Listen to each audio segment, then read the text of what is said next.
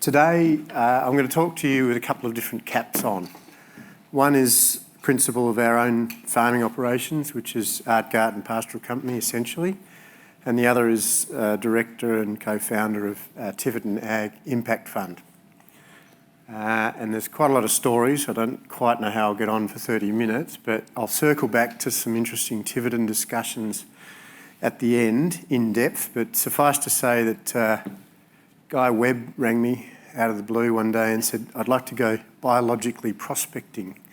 And I know Tiverton is wall-to-wall native grasses, herbs and forbs. Would you mind if I go and do some prospecting? And had no idea what he was talking about. So I said, go your hardest and we'll catch up in a year or so and work out what's going on. But little did I know that our native grasses, herbs and forbs, have these beautiful endophytes that he's discovered, and I think some of the strains from Tiverton actually made it through his grading process to be some of the more productive ones. So there's a really nice link, and the key message is Tiverton is a completely unadulterated farm. It's never had fertiliser, it's never had a spray on it. It's got some improved species of grasses, but inherently it's wall-to-wall native grasses, and what we've learnt from that is quite outstanding. And no, I won't digress about the purchasing story. I'll do that at the other end. So bear with me. I'll be jumping around a bit, but essentially this is our Ag Fund's description of regenerative ag, and it's kind of in the DNA. And the reason I do these, or prepared to do a talk like this, is part of it is sharing what we're learning. We're taking risks. Our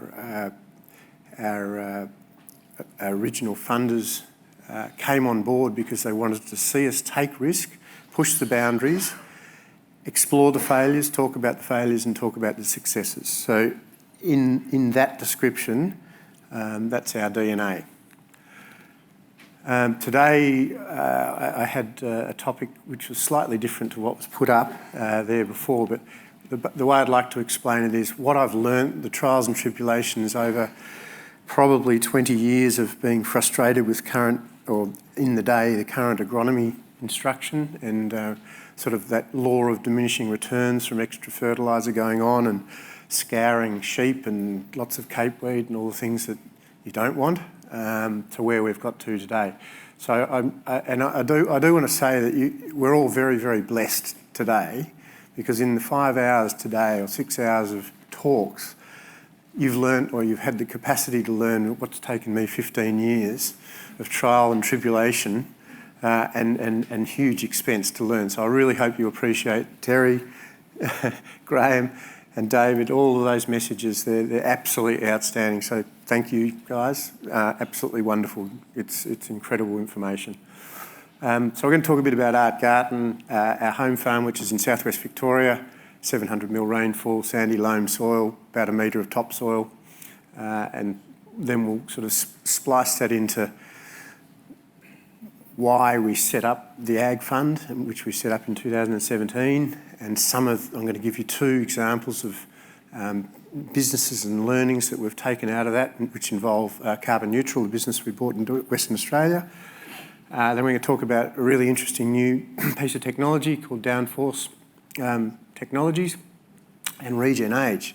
Now I'm lucky because we've talked about the liquid biofert, and Graham's going to give really good description on that. So I'm going to keep that a bit short because I'll do no justice to it compared to what Graham or indeed what we learnt yesterday. So we'll get to that. So topic 1 was my discovery period, going back to about 2003, 2004. Michael Ayres, who's going to talk to you tomorrow, came and did some soil pits with us.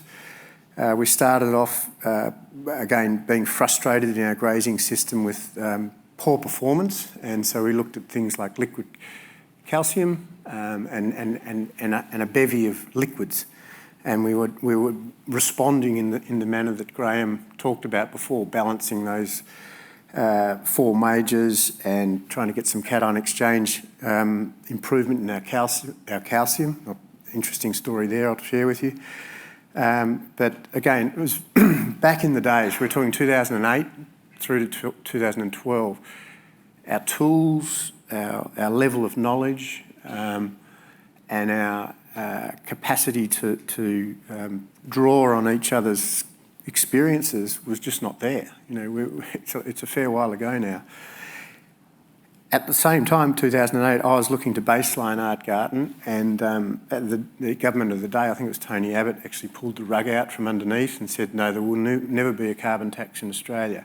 So I pulled the pin on baselining because it was going to be $60,000 or $70,000 or $80,000, and I decided, but I'd had a sniff of what higher carbon and better soil health was going to do to our system. So I said, stuff the carbon market, I'm just going to keep going. Just the photo behind there is part of our pasture renovation. So that was a phalaris sown last spring. So this was taken about 4 weeks ago. So out of last spring, sown in late September, nursed all the way through the summer. We will have incredible subclover that comes back naturally. We won't even bother sowing any subclover. We've put some chicory and plantain in there as well. But that's kind of the covers that our ewes will go out to lamb on, or went out to lamb on at about 9 twinning ewes per hectare. And they've mined it down from that a bit, but that's that sort of density that we're used to run those stocking rates. So, 2008, I approached a fellow called Dougal Buchanan from the Good Dirt Company, and I said, I want to trial, I love the idea of compost. I want to trial compost, and I want to do it over 4 years.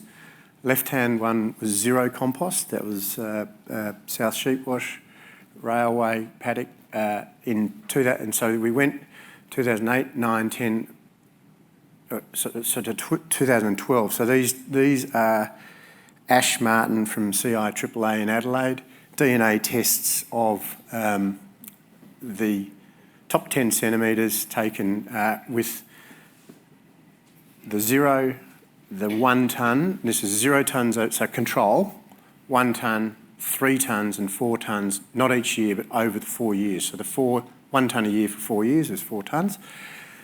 The message here, I don't expect you to read all of the narrative, just focus on the speedos, right? Red's bad, green's good, all right? So 0, 1, 3, 4. Stable paddock is 4, right? So we've got much more microbial balance. We've got quite a few of the indicators in the green. And so this is 2012.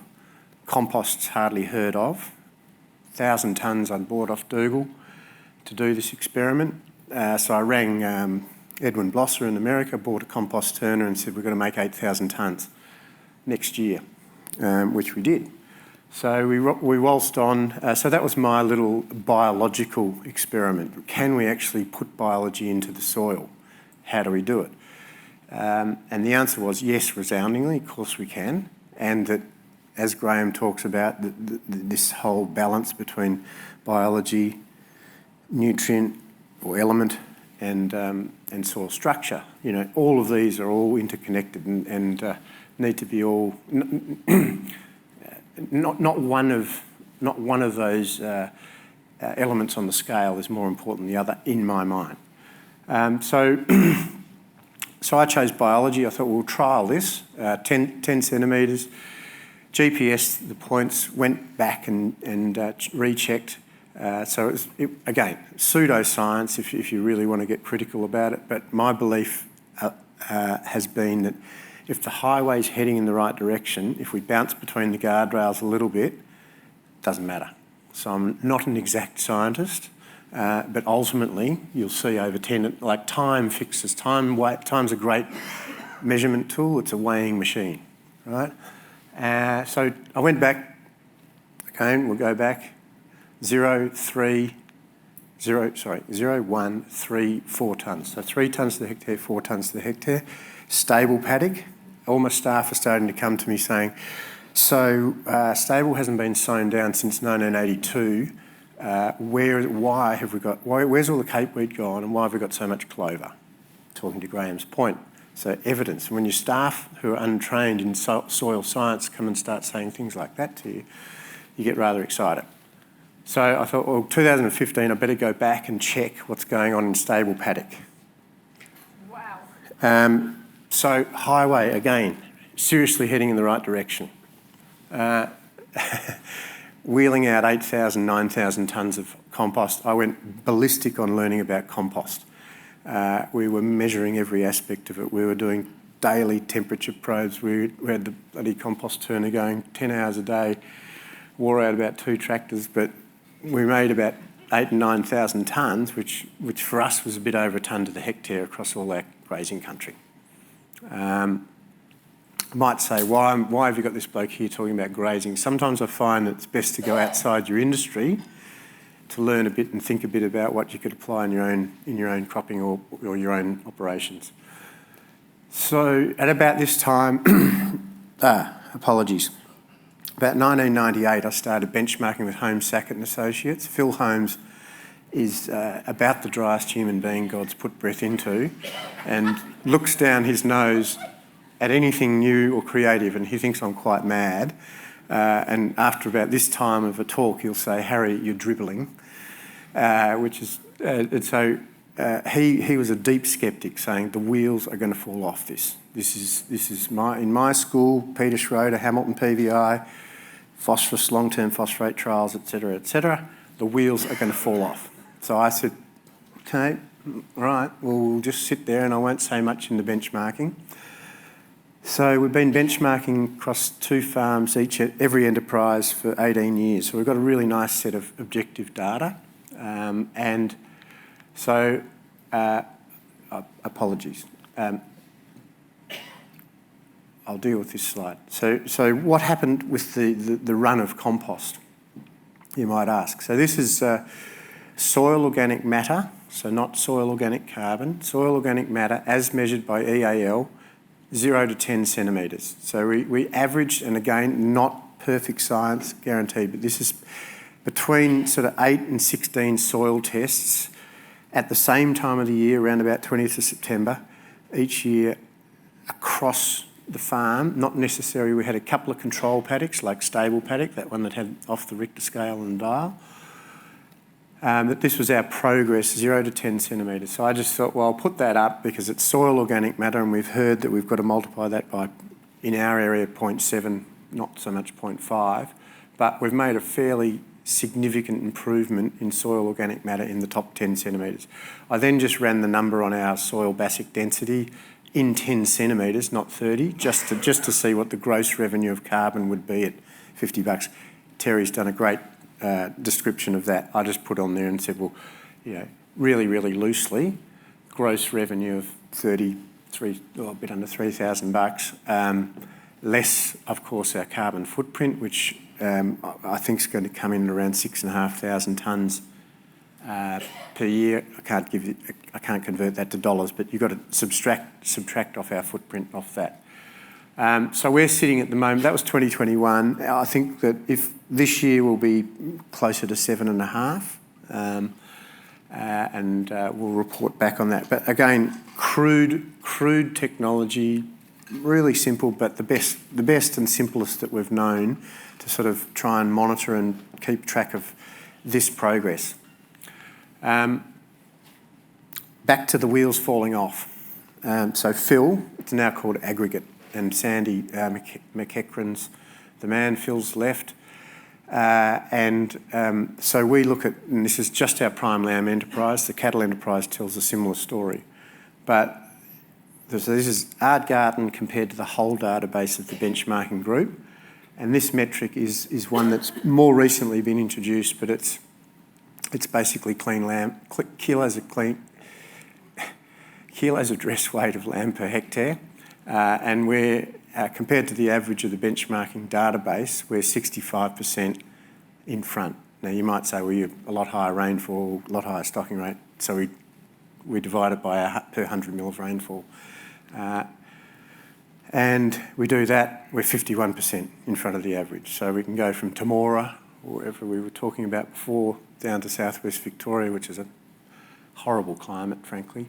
And we're still well above. So the wheels aren't falling off, which gives me great enthusiasm. So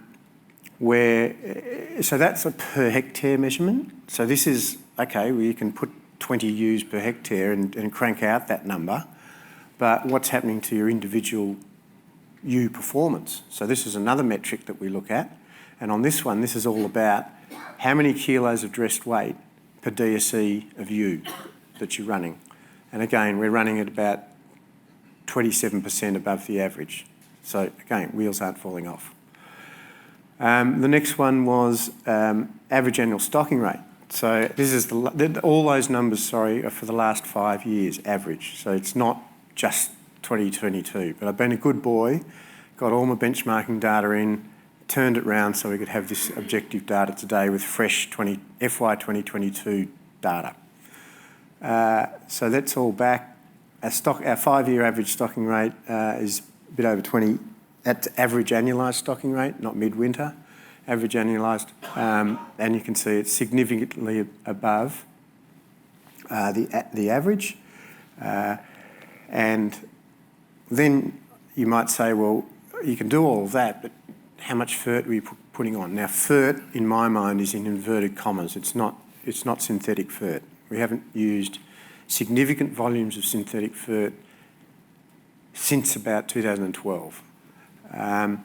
We've used lots of RPR because my figuring is that if we've got all those bugs in the soil and they're dining out on that RPR, we're going to be mineralising lots of phosphorus and making it plant available, which we are. So our SAP tests, we'll get on to some SAP tests which are mirrored on another farm, but so FERT, a lot of dairy guys are doing $1,100, $1,200, $1,400 a hectare of FERT. And I have a Argentinian grazing consultant that comes and he consults to a lot of these dairies, and I ask him about monthly how we're tracking in terms of growth rate, kilos of dry matter per hectare per day, and I reckon over the last 5 to 7 years we've been within about 70 to 80% of the growth rates that the dairy guys are doing, and we're using fertiliser. What's that? Just 10% in dollars per hectare, not to mention the type of fertiliser. So, on the back of all of that newfound wisdom, Matt Davis, the partner, and Nigel Sharp and I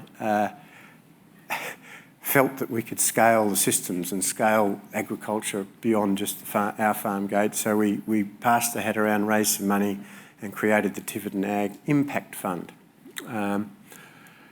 It's got properties from central West Queensland up north of Emerald through western New South Wales, Riverina, which is this photo, which is the confluence of the Lachlan River and the Murrumbidgee River. Fascinating property.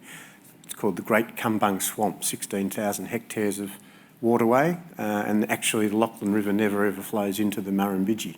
It terminates in the swamp here, which is really interesting. Anyway, Matt's all over the water hydrology. Beautiful asset to visit. So the Tiverton Ag Fund, so we're a bit of a play on words, but we call it the 7 Cs is kind of our DNA. So we're interested in communities, we're interested in climate, culture, cash, obviously. Our investors want something back. Critters or creatures. So we've got lots of threatened species rehabilitation works, fenced off sanctuaries, etc. Corridors on farms where they're sensible, and obviously capital, preservation or growth of capital.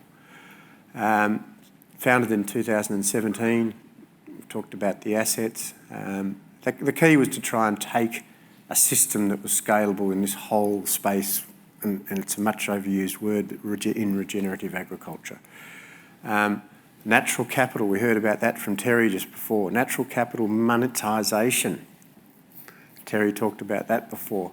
I actually texted our CEO in Perth just over lunch and said, give me the latest ACCU prices. So a stock standard ACCU's today $27. A more or higher quality is how the industry talks about it. ACCU with some modicum of natural capital respect is $35, and right today is $44 for the highest quality ACCU. So already the market's starting to differentiate between rubbish, I won't use that word, between lower quality ACCUs and those that are seeking to stitch in or staple natural capital into the program. I'll talk a bit more about that in a minute. But picking up Terry's point, getting the world to recognise and respect and monetise this natural capital that we've all got, and we just need to work out how to repackage it, I think is going to be as exciting as the whole carbon market, if not more so. We understand that value. I was really interested in the numbers Terry put up, and I'm going to quiz him about how he got those objective numbers, because we've been searching for natural capital accounting. It's kind of the next holy grail. We've talked about the 7 Cs. So case study 1. So TAFE, its first asset that we bought was an amalgamation of about 6 or 7 farms, Arana Park, near Serpentine, central Victoria. Poor Matt, we were very close to Bort. Bort's got a very large olive orchard and an olive processing facility. And one of the keys to getting extra virgin olive oil is the time that's taken between picking the olive and processing it. It's got to be less than 4 hours to get the EVOO classification. For a whole lot of reasons, this farm looked like a really good olive farm. We did all of the testing. Michael Ayres came and dug a whole heap of pits, and we put 1,000 hectares of olives in at some vast expense. Those olives, actually I won't tell that story, I'll wait till we get to our liquid biofert. So this asset had a change of use. It was a dryland cropping operation. It's about 4,700 hectares, 1,000 of which is now olives. Those olives are 2.5 years old, and this was at last May, just gone. We started harvesting those, which is a year ahead of schedule, and we'll talk about why and the quality of the oil that came off, and some comments from Leandro, the Cobram Estate master, not a winemaker, he's an olive maker, olive oil maker. But so more the point on Arana Park, I just want to share with you some of the changes that happened after we introduced our liquid biofert. So again, thanks to Grant Sims for allowing us to come and ask heaps of questions and understand where his liquid biofert and his history of an evolution into liquid biofert.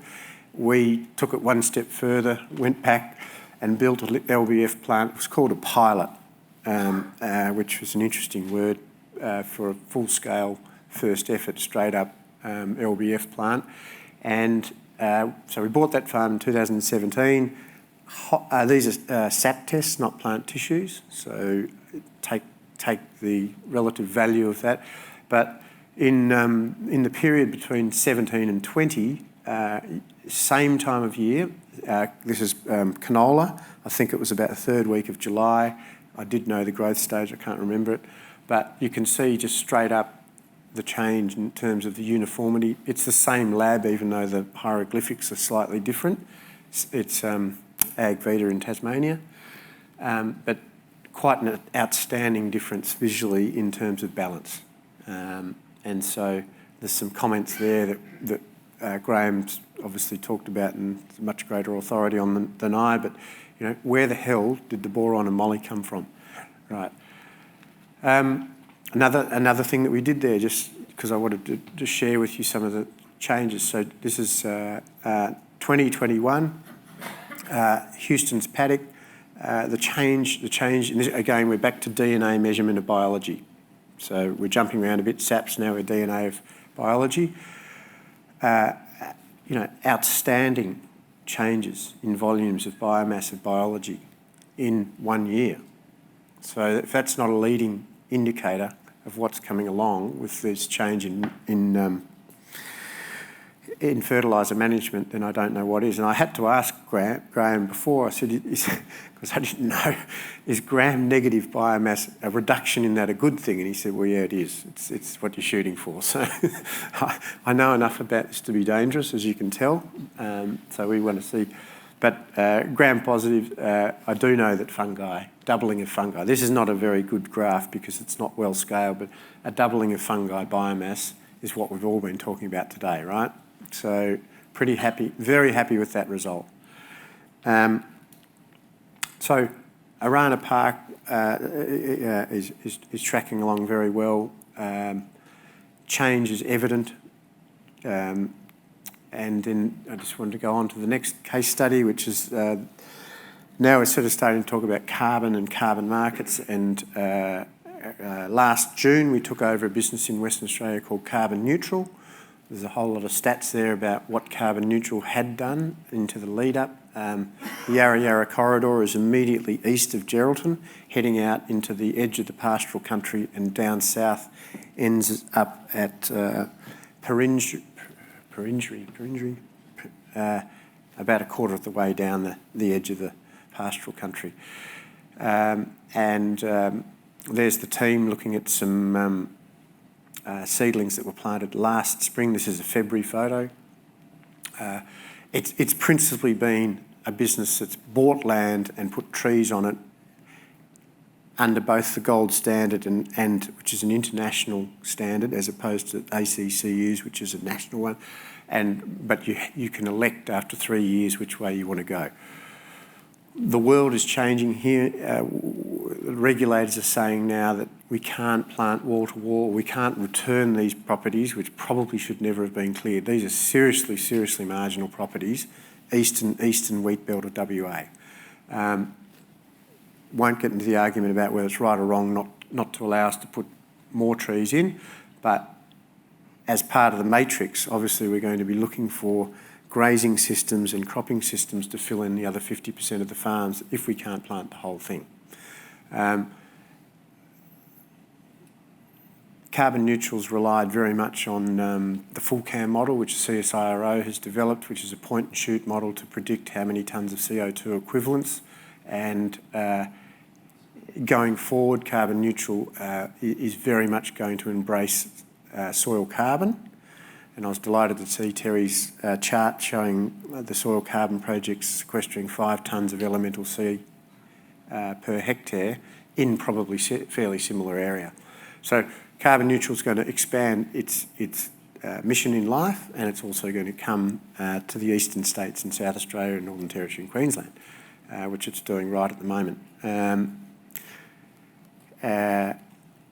I've only got 2 or 3 minutes to go, and I do want to get onto this topic, so I'm going to run through this. So we've gone from those sort of prehistoric individual soil cores that I did to measure my carbon, sending them off to EAL and getting them measured. At Arana Farm, we've got an ERF project where we've committed to sequester 300,000 tonnes of carbon. We had to baseline that. We did that all by the book. It's called the Arana Healthy Soils Project. We had to do 300 cores across the whole farm. Same thing, we had to randomly generate the core sites on the stratum within the CEAs. So we did all of that. So we were fairly au fait with the trials and tribulations of getting a project registered, and what Terry said was under speculating on how hard and how difficult it is. It is difficult. Let me trust me. Your attention and eye for detail, your historical record keeping has got to be absolutely pristine. So what happened? Last August, September, somewhere around then, I got a call. Would we be interested in looking at this new technology out of Europe? This ex-chief scientific officer of the United Nations has got this unbelievable technology, and yeah, righto, whatever. And I said, well, look, if you're serious, I'll give you the GPS points of those 300 cores that we did 2.5 years ago. How about you tell me what the average carbon was to 0 to 30 centimetres? Reasonable challenge. 93% correlation. Zzzt. Antennae went up, you have my attention. So the technology, I'm not going to do it justice. Josephine, would you put your hand up, please? Josephine's come all the way from Dubai to this conference to represent Downforce Technologies, so have a chat to Josephine at any time. What I'd like to just share with you is some of the really exciting stuff. So what it does is obviously retrospectively has the ability. Now, you have to take it on face value that we're satisfied that 93% accuracy gives it a big tick, and we're interested. We'd love it to be an approved methodology of baselining and an approved methodology in front of the Clean Energy Regulator for measuring carbon going forward.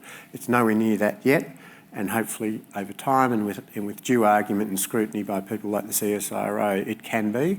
Who knows? But just this is my home farm, Artgarten, and this is inter-year changes. How much time have I got? You're right, if you've got a couple more. Right, I'm nearly done. Some standard. So blue is good, red is bad. Red means you've tracked backwards on an inter-annual year. People will go, well, you can't remote sense soil carbon to 30 centimetres. There are 39 parameters that go into making this algorithm and this technology work. One of those 39 parameters is satellite information. So when you put your skeptic's hat on, just think about that. It's only one of 39. The rest of that information there, the other 38 pieces of information, are publicly available government-driven data. And what this did for me was to say, I got excited about this because it shows me the cause and effect of some of the things that we've been doing across this property to sequester carbon in any given year. So take this year, for example, here. You've got areas of red, which I know are older perennial pastures, and you've got areas of blue, which are 3-year-old beautiful phalaris, 2-year-old beautiful phalaris, 1-year-old, fodder crop gone in this one, in that particular year. So for me, and again, I'm out of time, but for me, this is just like an absolute insight into cause and effect of what I've done. Extra fertiliser here, different fodder crops there, Blue gum plantation being pulled out. I didn't tell them any of that stuff. It's all come out here really, really vividly. And so what that allows me to do is, and another part of the report that you get is to say, what is the propensity of your property to sequester carbon going forward? The answer is yellow's 100 tonnes of elemental C, and Terry described where 700 mil, cold climate, sandy loam, perfect to grow carbon, right?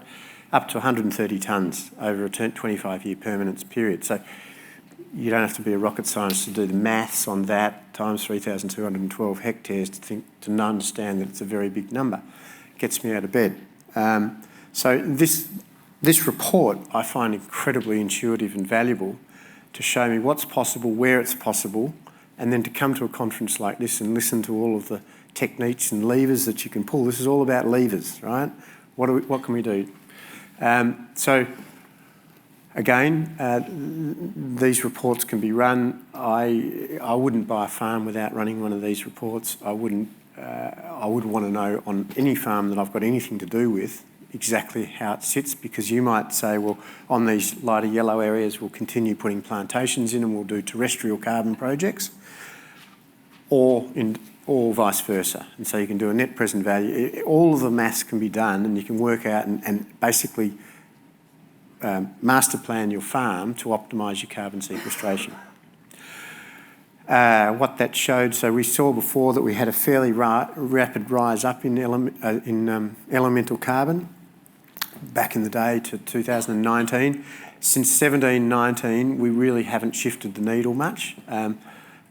This is expressed as total tonnes of soil organic carbon and tonnes per hectare.